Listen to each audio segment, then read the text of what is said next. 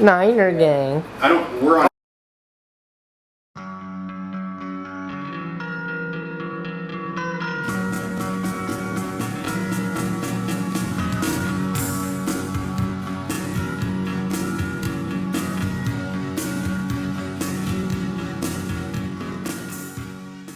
All right, welcome to another episode of Salty Sundays. Today we got a fucking awesome guest, local MMA fighter, Austin Mitchell. Hell yeah. Appreciate you having me on. Yeah, and, man. You know, Looking it's good to finally get you on. First time doing something like this, so Hell yeah. I'm excited for this. Well, fucking cheers, brother. Here we are at Porta Pines. What are you sipping on? As I said, I think it's Moonberry. I'm not much of a beer guy, man. Okay. I mean, I get people.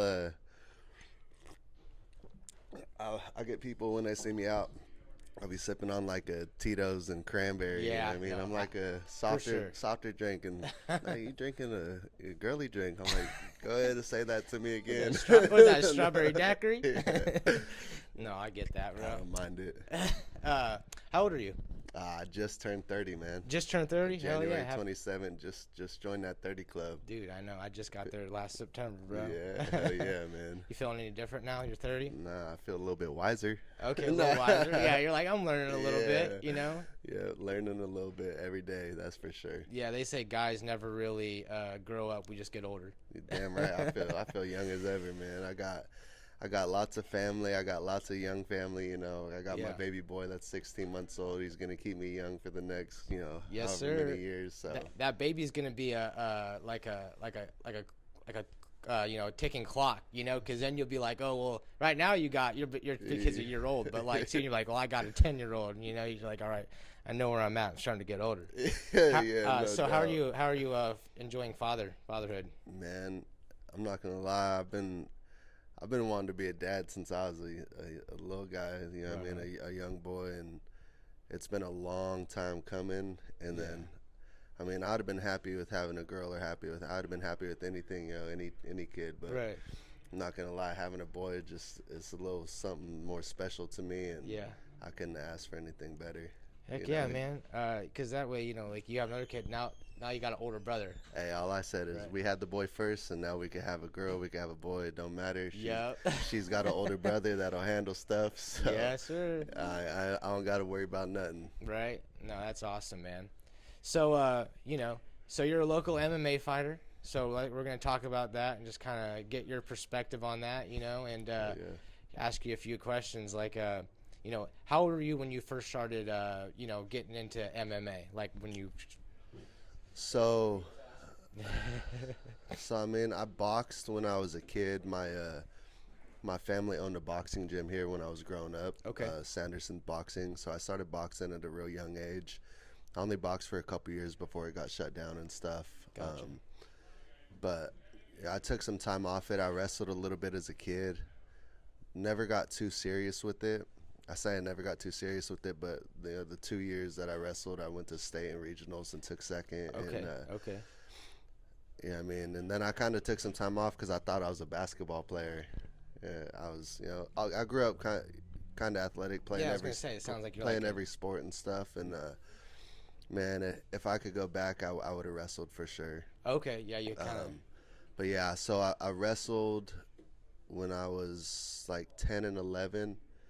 And then stopped after that, and then just went on to high school, played football, basketball, baseball. I did track my freshman year. Okay. But then my senior year, I ended up getting hurt in football. I got hit in the back, actually. I was playing defensive end. I came around the edge. I hit the quarterback. He gave the ball away. I didn't tackle him, but I hit him, Yeah. Went to go help make the tackle. The quarterback didn't like that, so he just beeline straight towards me. Had my back to him. Play was stopping, so I was slowing down, and he kind of hits me in my back. And the way he had hit me, and when I was planting, my knee kind of popped. Wow. And man, I thought I broke. It was the worst pain I've ever felt in my life, other than when we'll get to that, but it was like the second worst pain I'd ever felt. I thought I broke my leg. I didn't know what happened. I dropped. Couldn't put no pressure on it. Dude. And then I got diagnosed with a pop bursa sac, which is like it holds all the liquids in your joints that make it easy to move and whatnot. Gotcha. Damn. So they diagnosed me with the pop bursa sac. They told me 6 to 8 weeks. I did my 6 weeks, and it was my senior year. I was like, get me back out on that field. I got to play. You know, I grew up playing football since the time I was 8. Yeah, you know, so it was that was my first love for sure. Okay. And so I went back. I did my 6 weeks, went back. My knee just never really felt the same. Football season ended. Basketball season came up. I'm, you know, doing tryouts and whatnot. Can't really move the same. Can't jump the same. And my coach was actually one of my cousins at the time, and he pulled me aside and he's like, "Hey, Oss, like I hate to break this to you, but you're just not moving the same, you know." He broke it down to me, and I was like, "For sure." He's like, "We just gotta, you know, we got other people to you know, play for us." Yeah. I was like, "Damn!" Like, I played basketball since the time I was 4 years old too, you know. So you're kind of like one of those kids, like natural athlete, you know. Yeah, a little bit. I would definitely thank my parents a lot for it, especially my dad Gene. Like that man has had me out shooting hoops with them, has me out throwing passes for hours, you know. I was a young kid, man, you know, running routes and stuff out on the street, just having my dad throw me balls all day and stuff. That's awesome. So I loved it, you know. I love sports. I love competitiveness. I love all that stuff. But then when the coach, so I'm so competitive and love to compete and, you know, love sports so much that when I got cut from the basketball team, I took my ass over to the wrestling room around the corner. Same, you know, right as I got cut, I went right around to the wrestling room and I was like, you know, "Hey, you guys got a spot for me?" And they're like, "Hell yeah, come on in." I didn't, you know, I wasn't like, "Hey, my knee's messed up. Right. I just got cut." I was like, you know, "You got a spot for me?" And they're like, open arms, welcome me in, you know. So. And did you feel like you had a natural talent for that when you got put in, like? Always, man. I'm a little bit. You know, I grew up aggressive. I'm still kind of aggressive. I was gonna ask you about that. So. Did you get in a lot of fights and stuff growing up as a kid, or? Ish, kinda. You know, the first fight I ever got in, actually, for anybody watching this, if you guys are getting a question me saying this, man, I got all kinds of people that are backing me on it. Like, I would say about 90% of the fights I ever got in, I did not start. I did not throw the punch. You know, it's people saying stuff to me, people doing stuff to me. Testing you.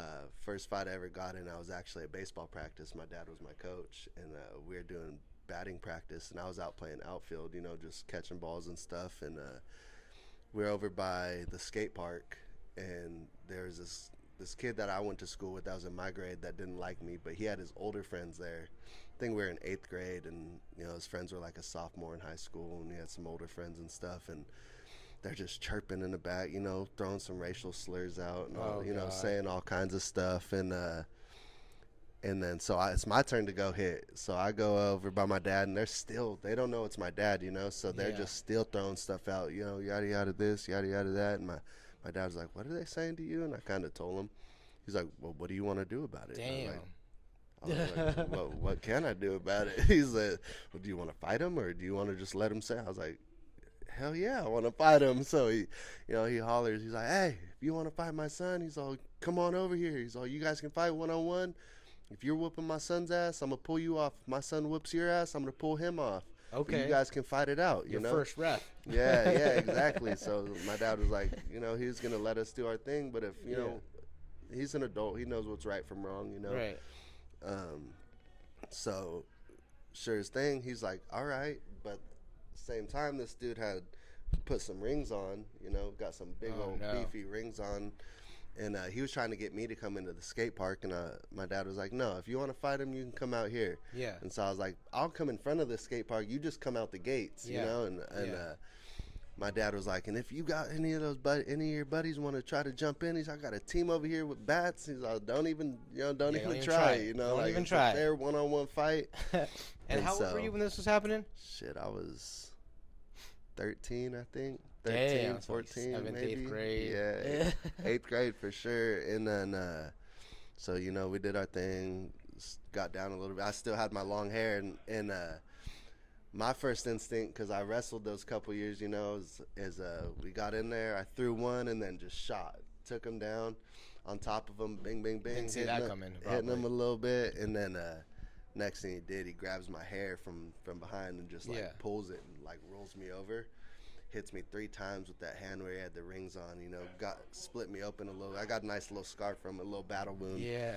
And man, that last time that hit me, I just grabbed his. I like rolled him back over, hit him a couple times, and then you know, my dad did his thing. He's like, all right, that's enough. He pulled me off, and then it's actually funny because the dude was more of like a bad kid, and so the cops ended up. It's right next to the sheriff's station, you know. Yeah, the literally cops, right there. The cop rolls up, and my dad's like, all right, cops are here. Get up, you know. We'll talk to him. He gets up and takes off, you know. So he totally diverts the, you know, the cops' attention towards him. Yeah, from us. He's like, all right, well, my dad was like, this is what happened, you know. I let him fight. I said I'll break it up. Yeah. And the cop's like, all right, well, I'm going to go after him. So we were like, okay. And, man, I'll never forget. Like I said, I got a little split on my head. I had a nice little lump, you know. And I went home after that. My mom and dad were split at the time, too. So, okay. So was she pissed? She wasn't pissed, but she was hey, like, yo, what? Dad just reffed a fight at the skate park. To you? And I was like, he told her, and she was like, she wasn't really too upset, you know. So I was going to ask you this. So you said they were hollering like racial slurs. So these kids were white? Not even, man. One of them was like of kind of Oriental. I'm not too sure what exactly he is. And then the other one is, he's part Mexican. Okay.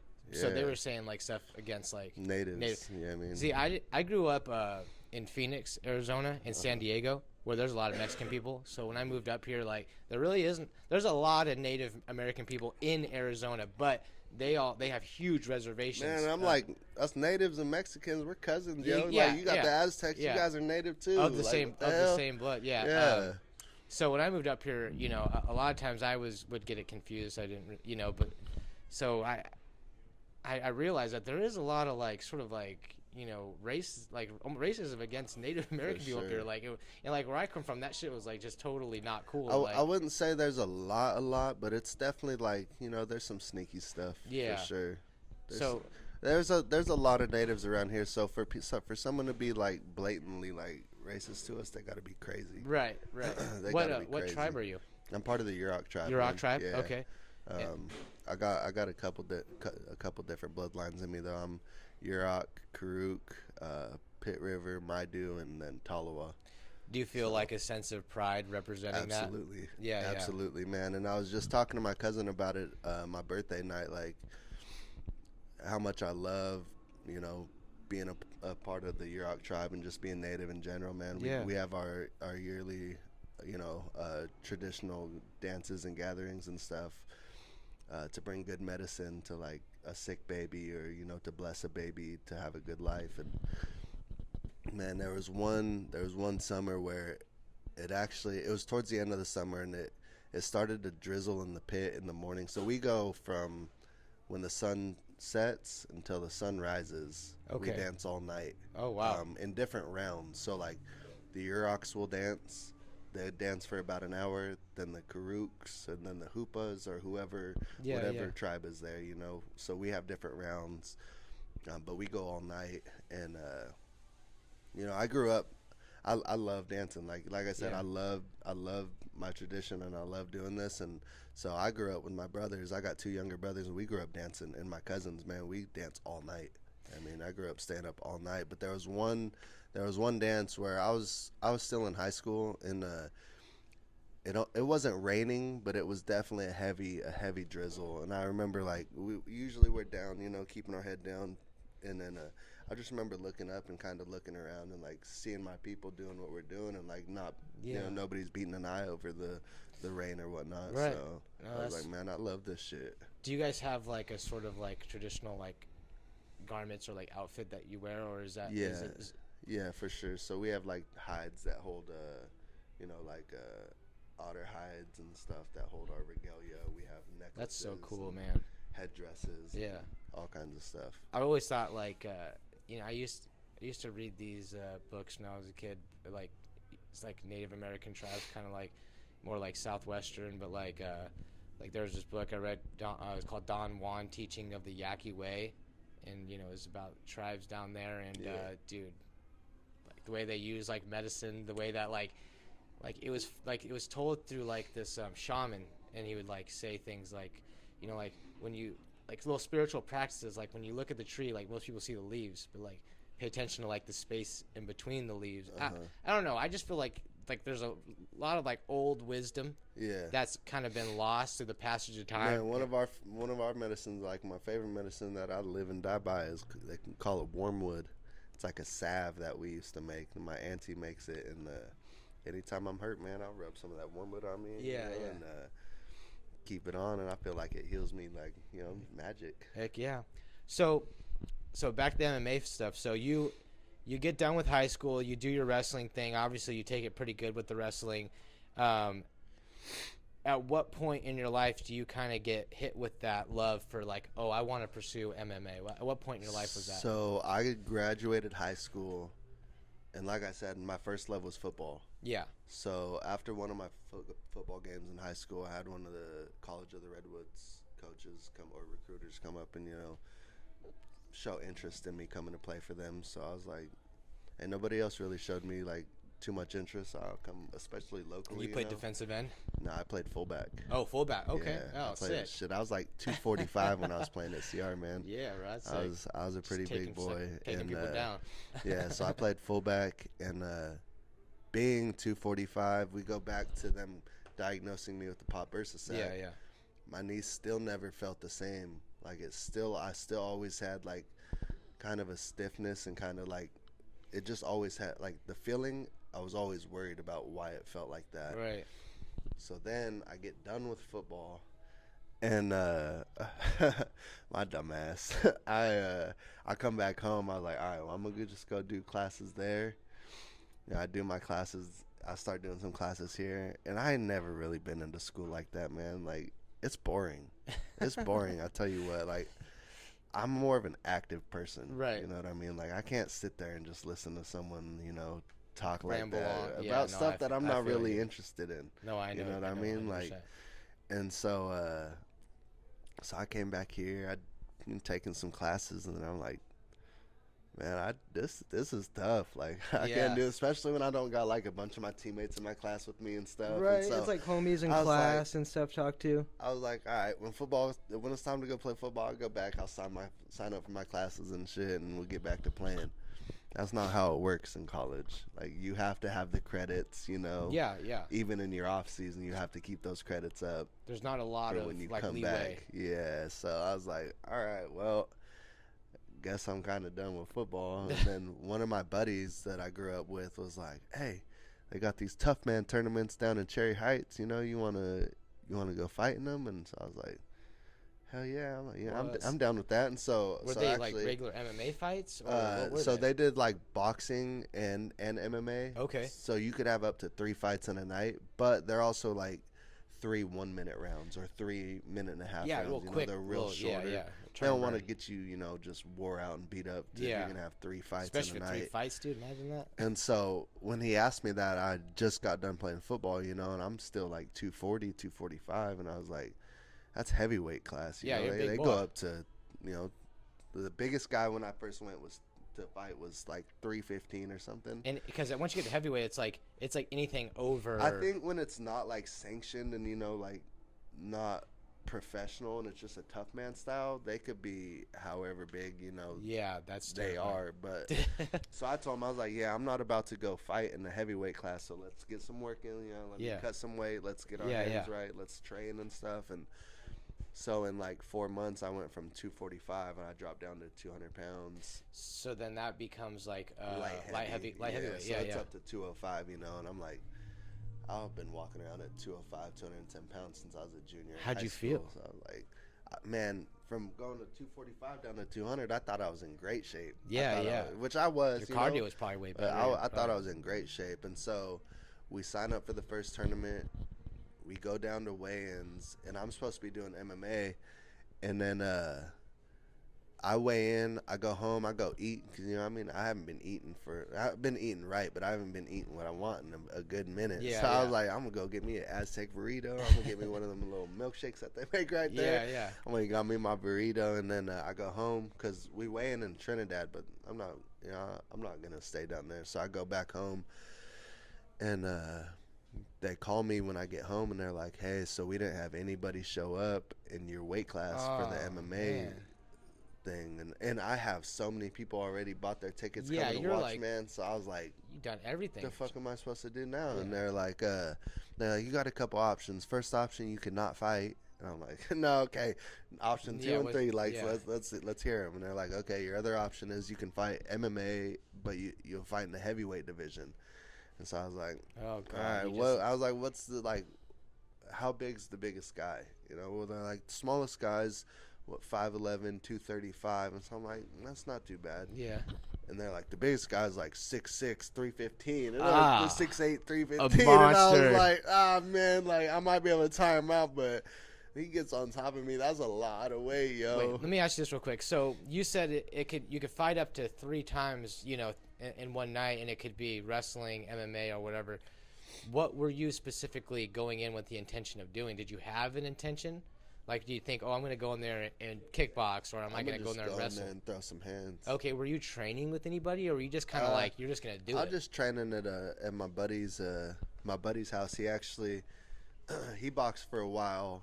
I don't know if he ever boxed professionally, but he got into some real serious amateur stuff. Okay, right on. So in his garage, he had a teardrop bag, he had a speed bag, he had all kinds of stuff, for us. And so he just opened his doors, bro.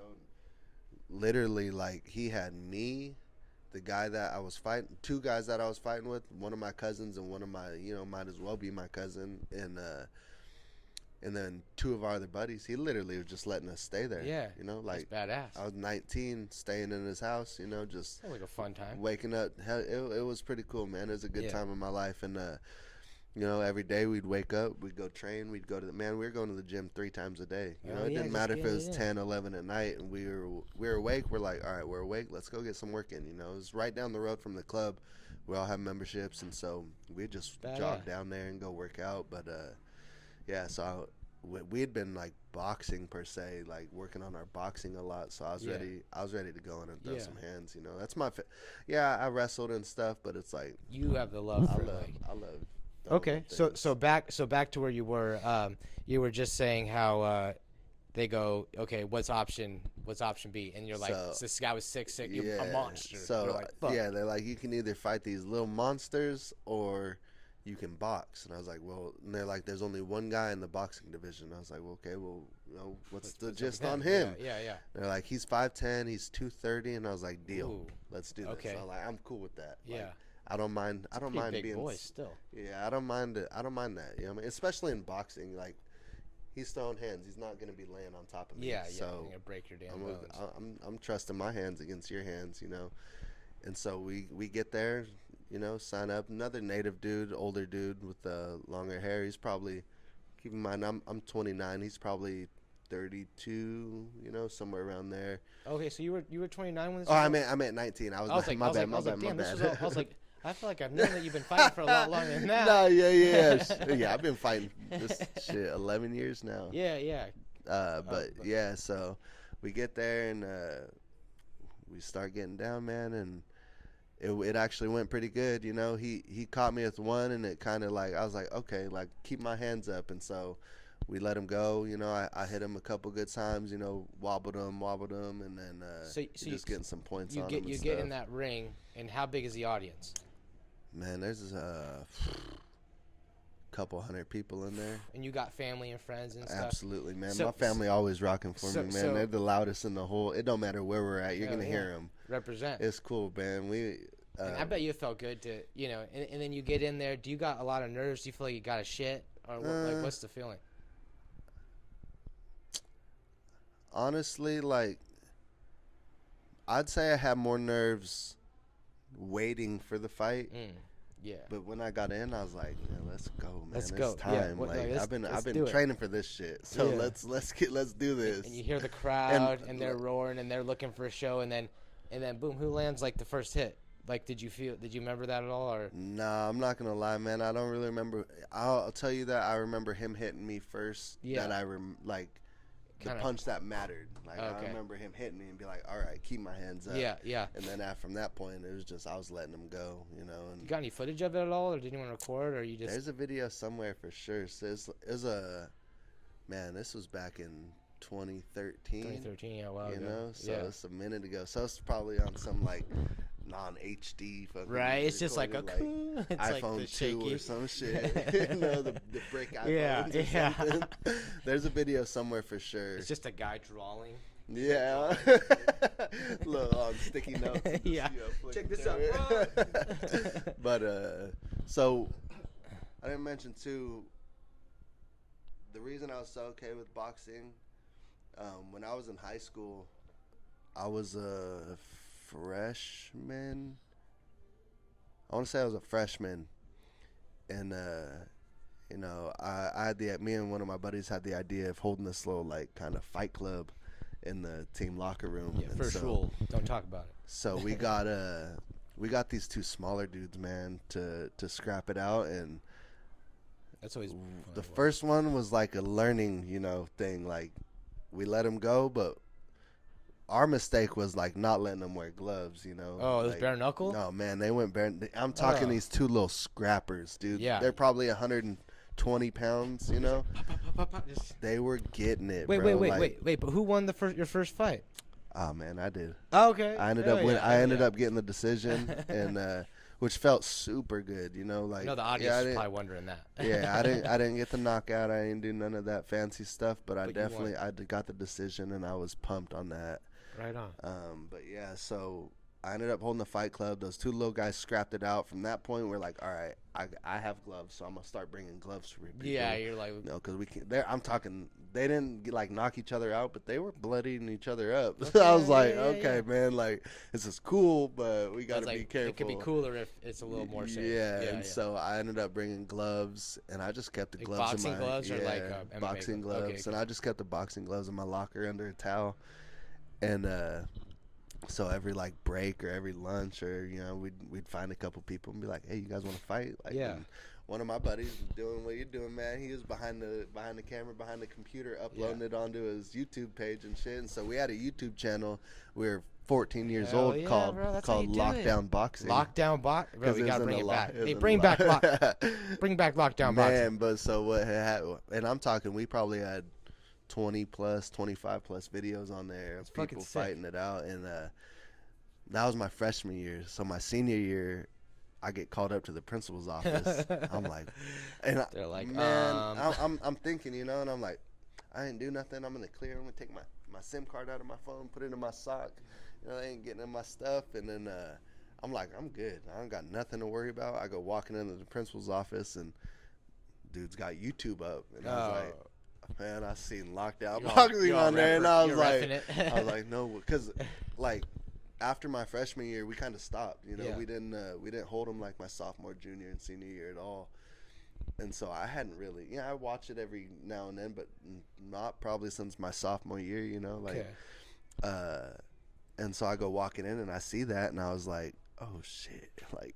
Damn, you know, he got us, and he's like, you want to explain this? And I'm like, yeah, you can see, like, we got gloves, it's just for fun, you know, I'm just trying to make it seem okay. Yeah. And then he goes back to the first video, and he's like, you want to explain this one? Oh, like, no, you're like, well, we're learning. Yeah, like, you're kids. know, and he's like, just take it down, man, you know, we can't have this up with our, I was like. That's a bad image, It's down. That's it. Yeah. Well, we'll take it down, like, you know, so yeah, we grew, I loved all the, you know, fighting and all that. I did it, I boxed a couple times. It's hard to get people to want to, you know, box me and shit. Well, yeah, boxing you would be different. I do like boxing. But, yeah, so it was a little bit different. And I'll never forget the first time after I had set all these matches up that someone was like, I was setting a match up, and they're like, well, why don't you fight? And I'm like, yeah, all right. Well, who wants to fight? Yeah, like, yeah, okay. yeah. And then this other native dude behind me that I grew up with, playing some sports with and shit. He's like, I'll fight you. And I was like, for real? He was like, yeah, I'll fight you. I was like, all right. And so we ended up going down. We didn't even do it in the locker room. He didn't want to do it at the school. So we went down over in Seawood. There's some woods down there that you can go down to. Probably by where my sister-in-law lives. And yeah, so we went down there, man. I'm talking, there was an army of people following us, man. So which it didn't help our case. No. Didn't help our case. Hey, like 30 kids just went into the woods. Oh, man, boxing talk like 50. Like, bro, damn. it was like we ended up ditching everybody. You know, like we took off. There was probably like 10 people with us at this point, so not too many.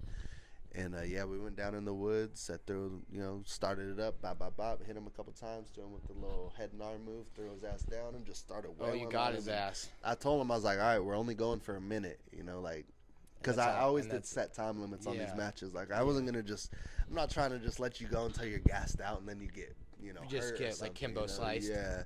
So I was like, we'll go for a minute, and if we're good after that, we can go again. And man, this guy's forehead was all swelled up. He was bleeding out his ears and shit. No one really wanted to fight you much after that. Yeah, and so I got in a couple fights after that, but nothing too crazy.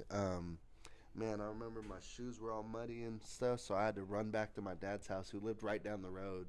So I jumped through my bedroom window, changed my clothes, and went back to school, and ended up having class with him the next period.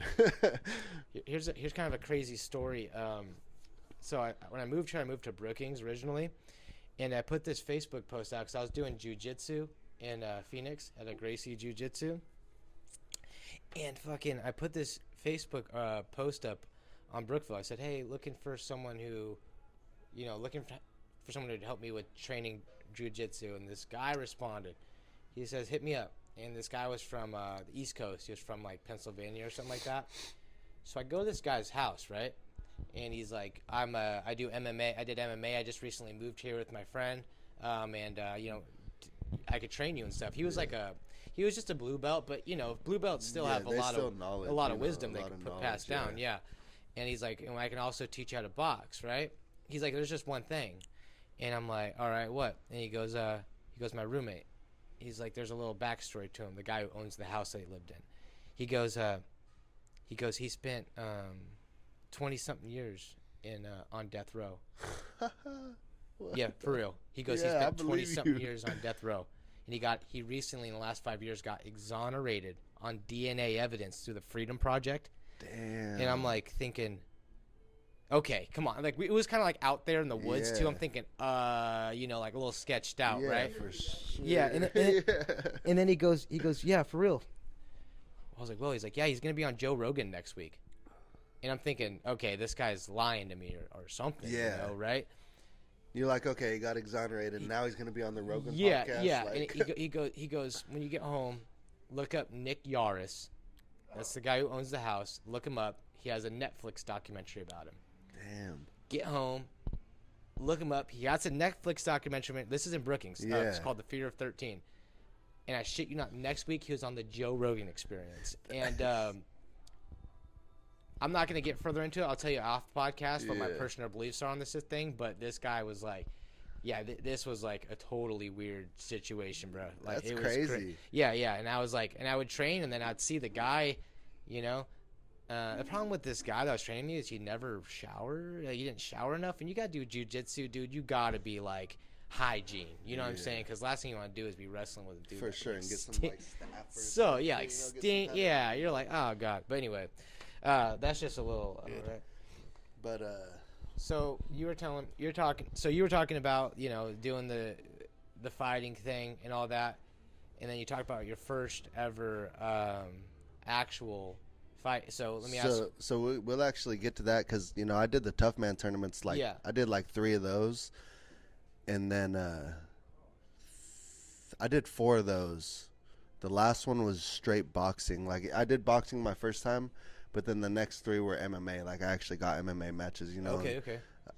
Man, I faced all kinds of different people. Like, nobody too, like, really advanced or super good. But, I had my different look of guys. And it was crazy. The craziest matchup I think I ever had was the guy that I fought was, like, 6'11" or, like, 6'10" or some shit, man. I'm, like, 5'11" on a good day. You put me in some, some tall shoes. I might be 5'11" and a half, but, no shoes. I'm like, I'm over 5'10", but man, this dude was like a whole fucking foot taller than me. I'm like, how the hell am I gonna do this? I'll never forget just looping some lefts up and catching him, and then all of a sudden he tried to come in and he grabbed me, and I just grabbed his long ass neck. Grabbed his long ass neck. He had that long neck. Yeah, started, and just choked him out and ended up winning that. But then so I do those matches, the Tough Man tournaments. Like I said, I've always been into sports. You know, I Yeah. play men's league. I play slow pitch softball. Okay. I golf now. Like I do. We gotta get you on the pickleball courts, bro. Come on now. I'll pick it up quick, Dude, man. I I've been. I bet we go play some pickleball together. It'd be fun. I've been. I played some racquetball before. I know that's somewhat similar, not Yeah. the exact same, but you know, yeah. No, you would love it, bro. I'm telling you, it's so much fun. So I go play. In the meantime of me fighting and stuff, man, and keep in mind my knee still ain't never felt the same. It's felt better, Yeah. but it's never felt the same. I think me dropping down to 200 pounds, like that extra 40 pounds off my knee helped a lot. Helped a lot, yeah. But it still was never right. And so I'm playing basketball at Foursquare during open gym one time, and we're like 4 games in. I come jogging down the court with the ball, and I literally, like, the most simple thing ever, like, I literally just stop to shoot the ball. And as soon as I stop and go to shoot, as soon as I, like, extend my legs to leave the ground, you know, my knee just pops. Like, it pops again, like, out of nowhere. And that was the worst pain I'd ever felt in my life. I talk about my senior year being the one, man. Yeah, this was it. This was it. And I'll never. I don't remember who it was, but someone was like, "Let's just pull him off the court and keep." I was like, "I will fuck you do up, not bro. touch Don't touch me, dude." Yeah. And so I lay there for a sec.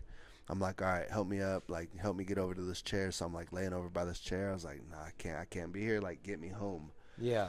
And so I get in my car, man. It's my right leg too. Luckily, I didn't have a manual at the time, so I'm over here driving with my left foot, drive myself home.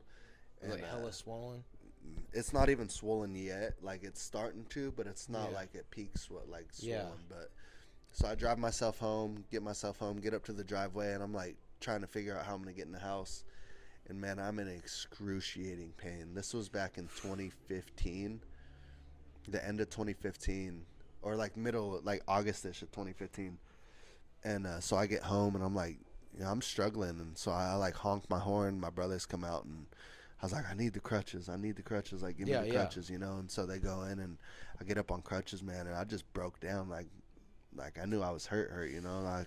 I cried a little bit, and like it sucked, you know. And so I go straight over to the little medicine cabinet. I'm looking for some ibuprofen or something. I'm Googling what shit is and shit. Yeah.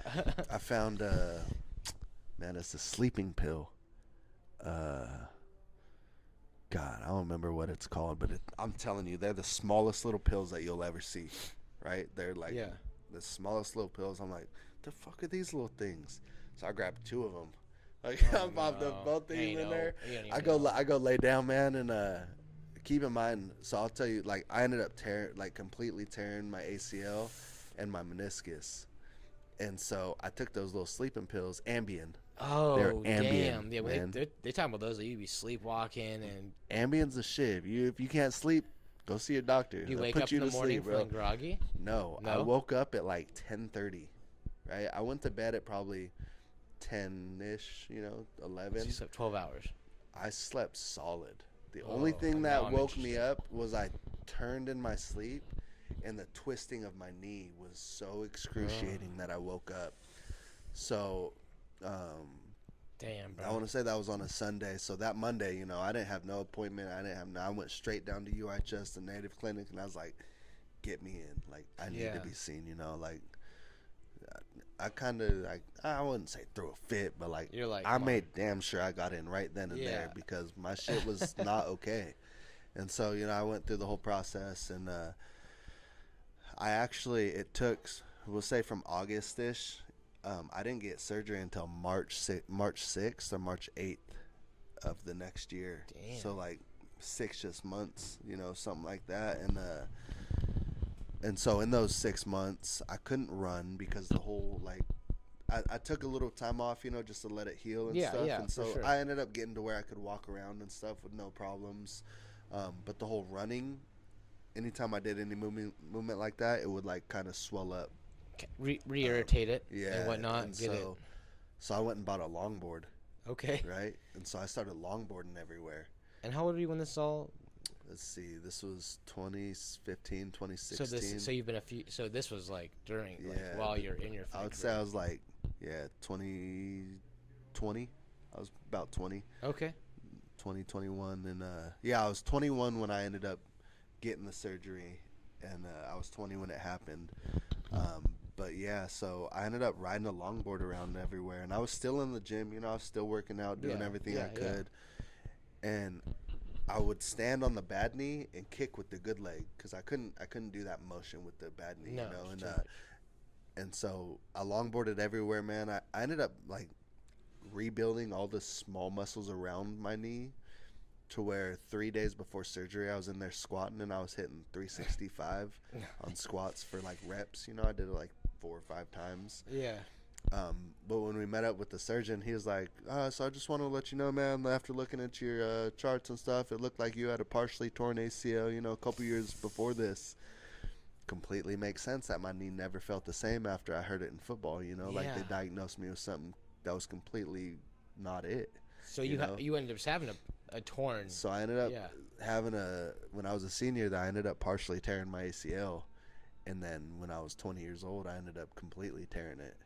Jeez. You know, so for 3.5 years, I was going on a partially torn ACL, you know, thinking I was okay, just that something was tweaked. Yeah. It's a blessing in disguise that I tore my ACL. You know, I got the surgery. So like I said, I've been fighting at 205, you know, 200 pounds, thought I was in good shape, being 240.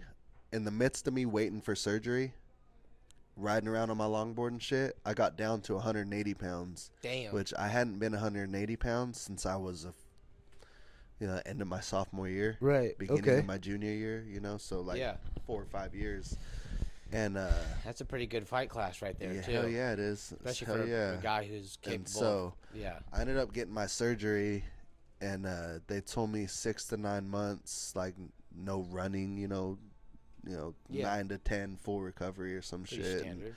And so I do exactly what they tell me. I go straight to physical therapy, dude. And what's crazy is like you get the surgery and they send you to physical therapy that same week. You know, like you got to go there, you got to work your knee out and everything. Yeah, and my big question when I went to physical therapy was, anything that you guys are going to have me do, can I hurt myself anymore, you know? And they're like, no, the more you push it, like, you know, essentially the better it's going to be for you. Yeah. So I was in there like almost bringing myself to tears, just trying to get that range of motion and everything back. And the craziest thing was like they have you lay out on a table and pick just your heel up off the ground, right off the table. Okay. Like just your heel, not your leg, nothing else. I'm laying there with this leg, the bad knee, trying to do it, man, and there's like no muscle, like, you know, that wants to engage with that. So you had to like retrain or re-strengthen them. So I'm like sitting there like trying to fucking get that foot to budge. So I do everything they tell me. Physical therapy went absolutely amazing. I stayed on top of it like 100%. Nice. They got me in the pool. I was doing my pool therapy, and then, man, at about 4 months, they told me I was good to start lightly jogging. And so like my recovery was like skyrocketing, bro.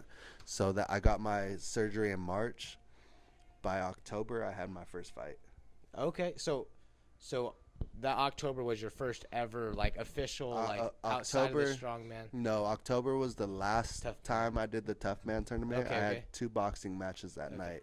So when is your first ever like January? So that was October. The following January was my first MMA fight. And now where was that at? That was at Bear River. Bear River. All right. So how did you get into that fight? Who helped you out? Like who got you the fight?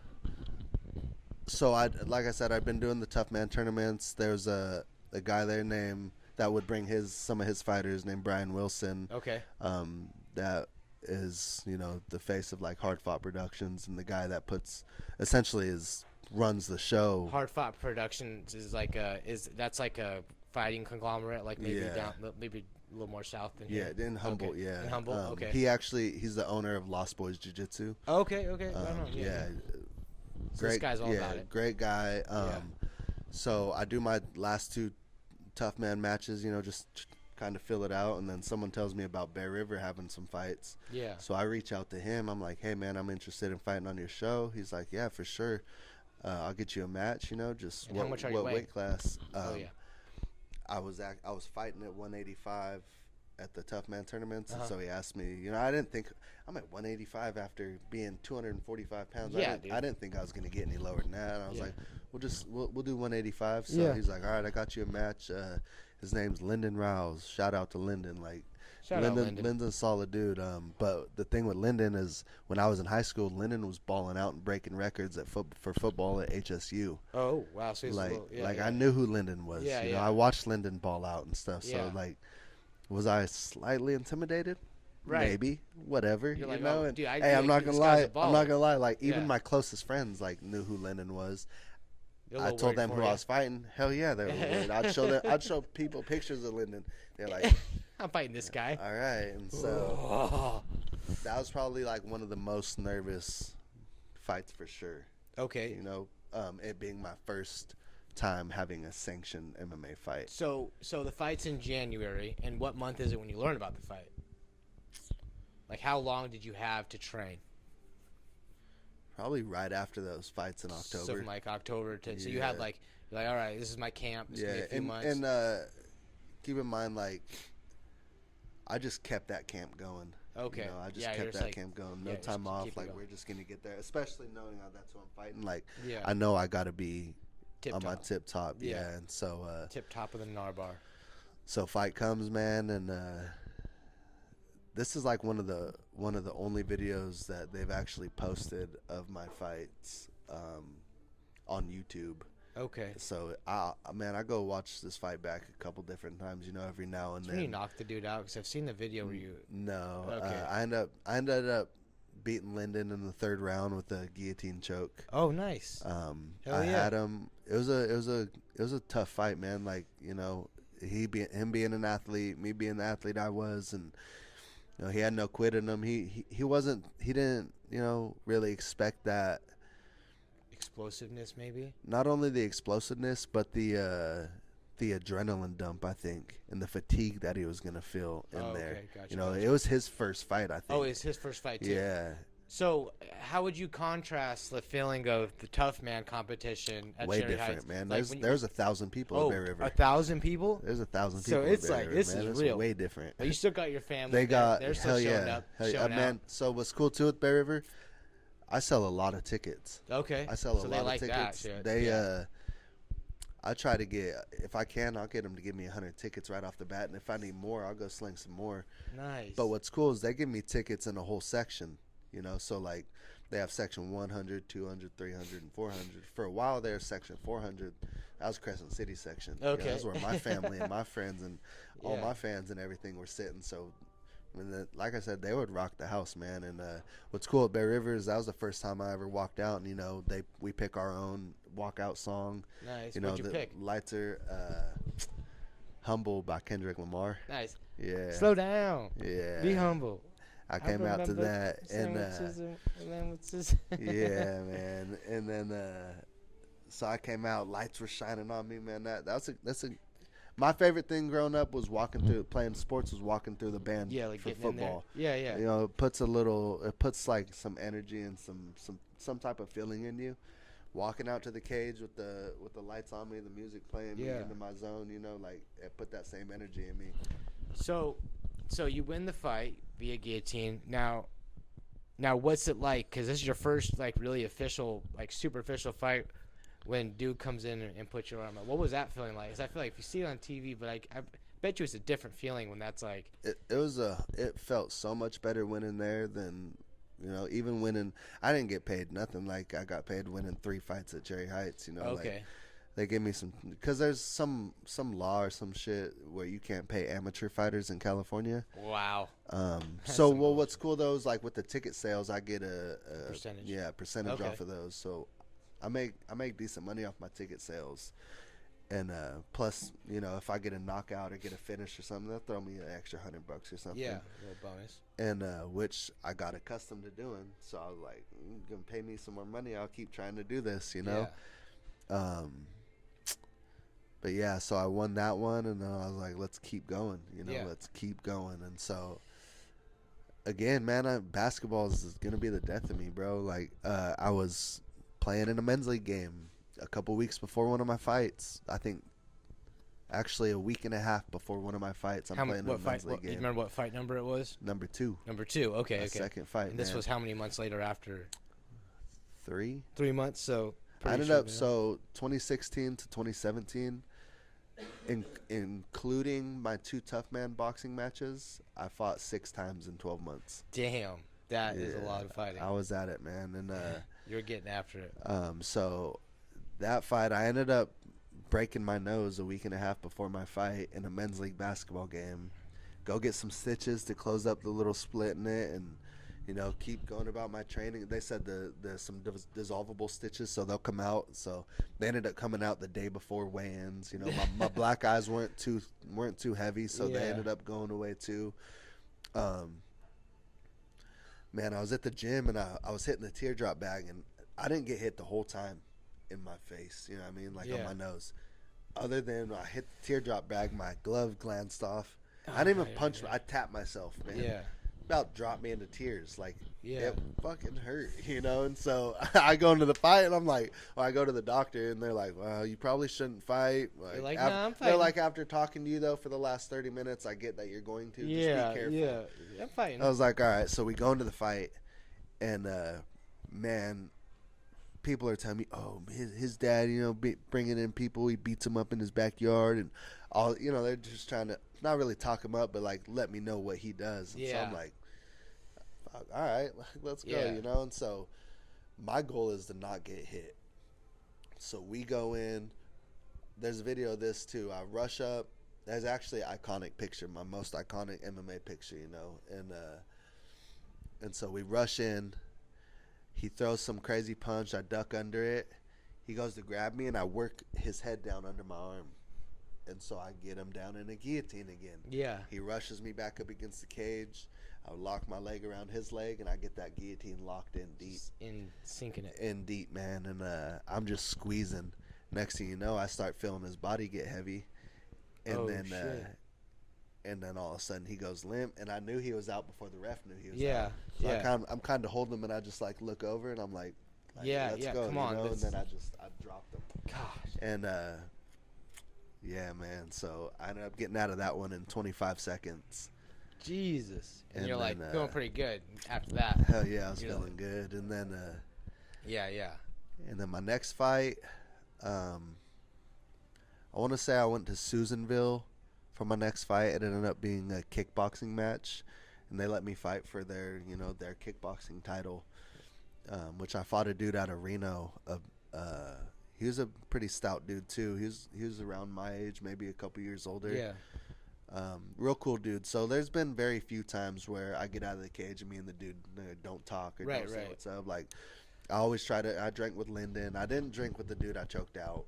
He's like, I need to go. There's a little, I'd say a little bad blood, But the ref should have called that. Yeah, so drank with Lyndon, drank with this guy in, Susanville, whatever. So it's always good. And we ended up going 5 rounds. I ended up getting a hematoma in my foot, which I don't know if you know what that is. Yeah, I know what that is. Yeah. Just deep bone bruise. I thought my foot was broken, man. Right. Like, I'm walking back to the locker room. I see a little, look like a bone sticking out of my foot. And it's just like, it don't hurt too bad, but it hurts a little bit. And so we go about our night drinking, wake up the next morning. I go to get out of bed, and I step up, and I fell right back down. Ugh. My foot was blown up. And I was like, I gotta go to the doctor now, and man, that was crazy. So I'm sure the audience is wondering, what's your MMA record as it stands today? So right now I am 5-0 as a pro. 5-0 as pro. Okay. And I went 17-1 as an amateur. Okay. That includes all my tough man tournaments, all my kickboxing matches, all my boxing and stuff. It's pretty sick. So it's went pretty good. And right after that Susanville match is when I fought for my first sanctioned amateur title at Bear River for the 170-pound belt, and that was the most iconic knockout I think I've ever had. When's your next fight? So I'm dealing with some injuries right now. Uh-huh. Partially separated shoulder on my right side. Okay. Kind of feeling some stuff in my left one. So I'm just trying to take it real easy. which is tough for me because I like to be active, man. Yeah, I like to be yeah. in the gym. I like to, you know, do all kinds of stuff. But it's like, to heal this thing, like, you really gotta like not do anything, you know. Right. So I'm It's trying it's so to hard do to do that, though. man, and I'm having a real tough time. But as soon as I'm healed up, man, people always ask me like, "Oh, are you done? You still fighting?" And it's like, Yeah, you ain't done yet. I just had my son, you know, like Yeah, you ain't done yet. my son's gonna see what dad does. My son's been alive for 3 of my fights, Okay. you know. So I So fought fairly recently. I fought 8 days after Yeah. having him. Well, I was thinking, well, maybe when you start training for your next fight, when you start getting on, let me know, and we could put a little. I can record you through your training camp Yeah. or whatever. We could like, have like, I'll just come by and just record you, and then we could even go to the fight with you and record it. We could make like a little like, Yeah, that would be like I'm, a 30-minute I'm little with like that. mini doc on it or something like that. Yeah, If that you would be wanted to do sweet. something like that. Yeah, that'd be sweet. Because we're kind of moving into that territory. We want to start documenting, because the whole point of this podcast is to promote local people. Yeah, Local for people sure. that are doing cool shit in the community, and MMA fighting. That's like up there. Cause I So also just love. We watching. talk about cool shit. Let me go ahead and put this out here first. I haven't really posted it nowhere. I've been talking, to a couple people.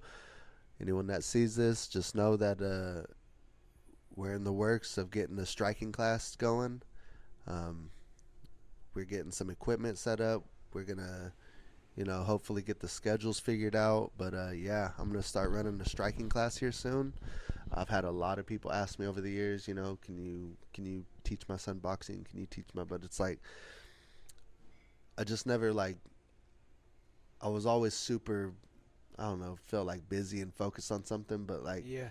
I feel like I'm at a good time right now where I can make that work. I have Heck a couple other buddies that have helped me train and stuff, because Yeah. it's hard for me to get down to Humboldt all the time where I train, at a Lost Boys. Okay. So it's hard for me to get down there all the time. So I make training here work. Yeah. I just have a small group of guys that I can call on and, feel confident in their work that they're going to help me, So we're all going in together. Shout out to Get Right. Okay. Kaiser Perez, he's helping us out with this big time too. We're trying to help him, we're just trying to help the community. You know what I mean? So starting like a striking class where people can come, they can learn basics of self-defense, but also like if they really wanted to, get into the MMA scene, you'd be able to help people with that. Absolutely. You know what I'm saying? Like, man, there's that small group of guys that I trust their skill, and I've been trying to get them to fight for the last couple of years. man. They have the skill, especially in an amateur aspect. If you're gonna train as much as you do, get that experience. It's a cool feeling. You're not gonna go in there. Even if you lose, man, you're not going to go in there. You're not going to get the absolute crap beat out of you, especially your first fight. Yeah. I know how they set fights up. They want good fights. They don't want just straight ass whoopings. Right. But that's awesome, man. So that's something that you want to do for the community. That's something that you want to kind of continue your legacy, and then hopefully have a group of guys from Crescent City that can represent, because we live in such a isolated part. Absolutely. And it feels like that a lot of the time.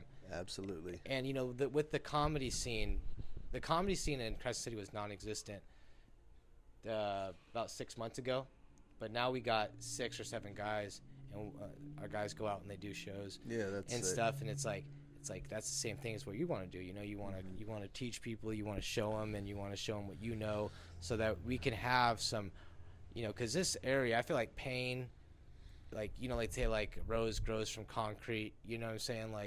We live in an area that's had a lot of pain, that has a lot of issues, and it's like, but you get a lot of talent from areas like that, 100%. And that's exactly what Kaiser's doing out there at Get Right with his gym, is there's a lot of talent here, but they've never really had the training aspect of speed and agility, or technique and stuff like that, in as depth or far depth as he's going with it.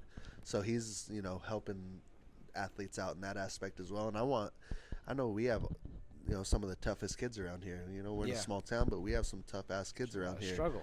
Yeah. That have a lot of fight in them. So yeah, they need that positive, motivation way to get it out. And breeding belief in yourself. I know. I did fight a little bit as a kid growing up and stuff. first time I ever knocked someone out, I think I was 14 years old. And I did have a lot of anger built up inside of me, and I just never really had that. Other than football, I never really had that place to go and like let that anger out. You know what I mean? And so I can say once I started fighting, like I'm definitely not as like on edge and like snappy and shit. And it's like because I realize it and I can recognize now. You know what I mean? Like I think that's something that humans, especially males, I think it's something they need. I think it's something that society makes men feel bad about. Society nowadays want men to be sort of like docile and complacent, but the fact of the matter is there's a lot of guys out there with a lot of aggression and that need to have a place where they can take that out. And if you can be part of the reason why that goes into a healthy direction, like that, we need that. Like people can ignore it all they want, but then you just it doesn't do anything. It just it manifests in other ways. It's like crime and gang related activities. It's like if you can like put that in a positive direction, and we need people like you that are going to be able to do that for the community. So that's awesome. And I try one of my big things, man, is like helping the youth and helping kids. Like I love being like, especially in the gym or anywhere I'm at, I see a kid doing something and he's maybe doing it wrong or not doing it the best way or best form. I'll chime in. I'm like, hey, like if you want, like I'll help you out a little bit, show you some stuff. And I actually had one kid at the gym the other day. I forget what I was telling someone something. I looked over at him, and I'd helped him a while back, like probably 4 or 5 months ago. I was like, hey, you know what I mean? He's like, hey, I know what you mean. He's like, I just wanted to say, man, like, and he's gotten pretty, like, Jack, he's gotten some muscle mass on him now. And he's like, I'm not going to lie, man, the only reason I go as hard as I am and I feel like I'm getting the gains that I'm getting is like, he's like, you fucking, that day you helped me do that, like, set, like, I really felt that, He's means like, a lot to them. That like pushed me to go harder, and I'm like, I didn't say nothing, but like inside, I'm like, hell yeah, like that feels good. Fuck yeah, man. Well, we're happy that you've been on. Is there anything else you want to shout out or promote or say before we let you go? Nah, just know that I'm gonna keep doing my thing, and we're gonna we're still fighting and we're still rolling, so. I'm healing up, but keep a lookout for that next fight, and we can get back at it and keep doing this thing. We got a long ways to go. I don't want people that haven't, that can't come watch me to never be able to watch me. I mean, like, I want you guys to be able to turn your TVs on and be like, hey, he's fighting. Hell yeah. Like that's my goal. Like, yes, sir. Even I don't care where it is. Like, get me on there. Like. I want people to know I'm really serious about this thing, and I have been for the last 11 years. Maybe I'm on a little hiccup right now. I got some injuries and stuff. But you also got a new baby. You know what I'm saying? There's a lot going on. So it ain't stopping me, and we're still going. Yeah. So I appreciate you guys having me on here, man. This was cool. Fuck yeah, man. Anytime. Yeah, and hopefully we can get that thing going, and keep with you on your journey. You know what I mean? All right. Well, this has been Salty Sundays, and thanks for watching, and we'll see you next time.